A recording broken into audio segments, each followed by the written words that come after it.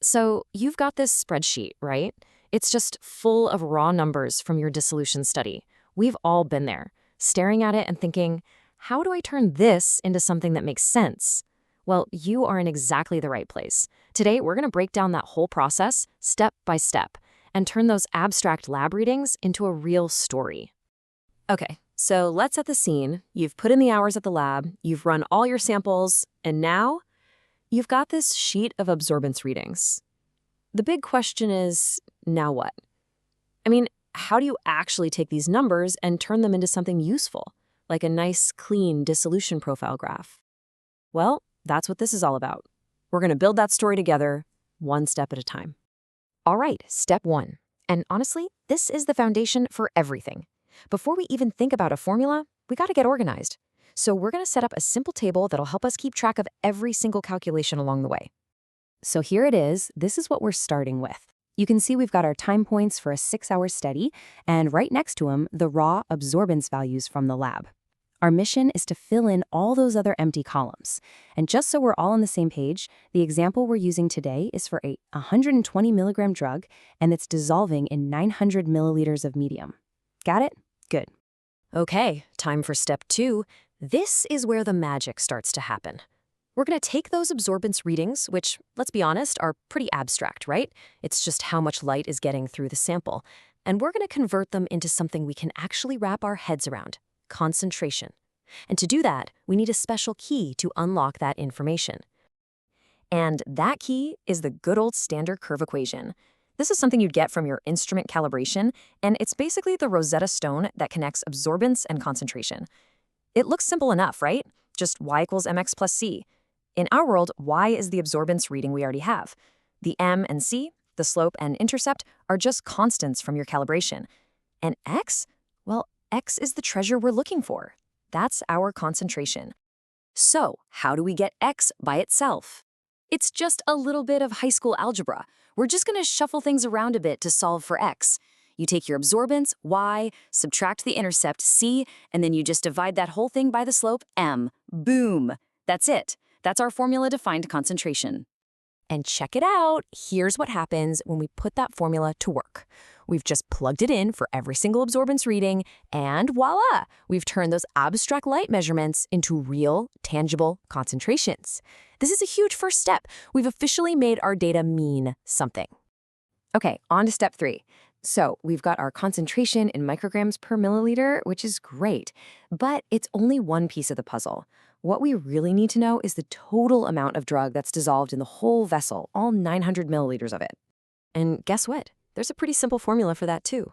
You just take the concentration we just figured out, you multiply it by the total volume, that's 900 milliliters for us, and then you divide the whole thing by 1,000. Now, you might be asking, why 1,000? It's super simple. That's just to switch our units from micrograms over to milligrams. Easy peasy. Let's jump back to our table. See that new column? It's all filled in now.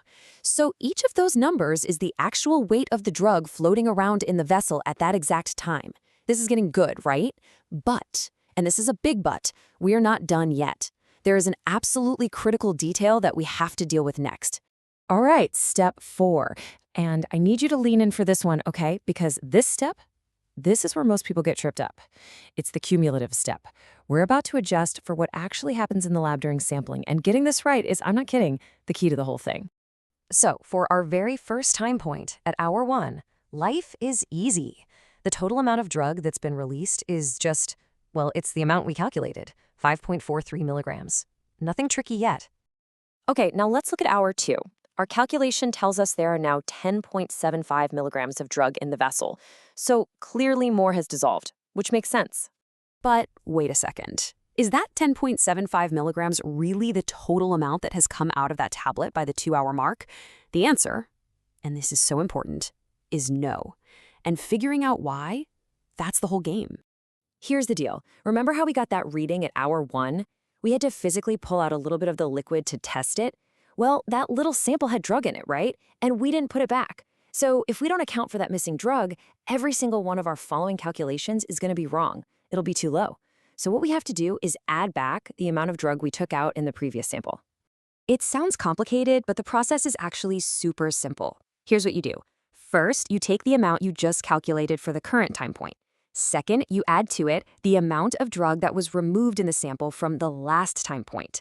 And that's it. What you get is the real cumulative amount. And boom, here's the result of doing that. Take a look at that cumulative amount column. See how after that first hour, the numbers are just a little bit higher than the previous column? That's it.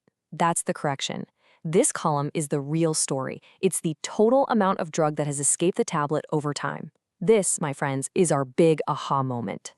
We are so close. We're on the home stretch now, step 5. We have our true cumulative amount in milligrams, which is awesome. Now it's time for the final calculation, where we turn this number into the metric everyone actually uses, the percentage release. And honestly, this formula couldn't be easier. You just take that cumulative amount that we just worked so hard to get, you divide it by the total dose of the drug, the label claim, which for us is 120 milligrams, and then just multiply by 100 to make it a percentage. That's it. And there you have it, the finished product. Just look at that beautiful, complete table. We've gone all the way from a raw, kind of meaningless absorbance number to a final, crystal clear percentage release. The whole data journey is complete. So what's the bottom line? At the end of our 6-hour study, a whopping 98.7% of the drug was released. That one number right there, that's the grand finale. It's the summary of everything we've done, and it tells us exactly how our tablet performed. Okay, final step. Step 6. We've crunched all the numbers. Now it's time for the real payoff. Because let's be real, the whole reason we do all this math is to create a picture, a graph that tells the entire story in a single glance. And all you have to do is make a simple plot. On the bottom, the x-axis, you're going to put time. And on the side, the y-axis, you'll put our final column, that percentage cumulative release. The line that forms when you connect the dots, that is your drug's dissolution profile. It's like a visual signature for how it performs. So I'll leave you with this question. When you look at that curve you just created, what story does it tell you about your drug? Is it a rapid release, or is it a nice, slow, extended release? The answer is right there in the shape of the graph. And now you know exactly how to build that story right from scratch.